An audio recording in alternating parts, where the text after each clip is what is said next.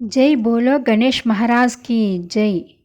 రోజువారీ వినాయకుడి పూజలో తులసి ఎందుకు నిషిద్ధము?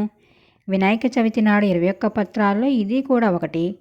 సర్వదేవతలకు పవిత్రమైన తులసి వినాయకుడు ఇష్టపడకపోవడానికి గల కారణం, ఒకసారి గంగా తీరంలో వినాయకుడు ధ్యానం చేస్తూ ఉండగా ధర్మధ్వజ అనే యువరాణి వినాయకుడిని చూసి మోహించి పరిణయం చేసుకోమంటుంది. దానికి వినాయకుడు కాదు అనడంతో ఆ యువరాణి కోపగించి దీర్ఘకాలం మీరు బ్రహ్మచారిగా ఉండండి అని శపిస్తుంది.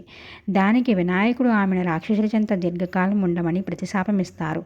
వినాయకుని శాపానికి చింతిస్తూ ఆ యువరాణి స్వామివారిని మరణించమని వేడుకోగా వినాయకుడు శాంతించి రాక్షసుల చెంత కొంతకాలం ఉండి ఆపై పవిత్రమైన తులసిగా జన్మిస్తావు అని చెబుతారు. అందుకే వినాయకుడు తులసిని తన పూజాపత్రంలో ఇష్టపడరు.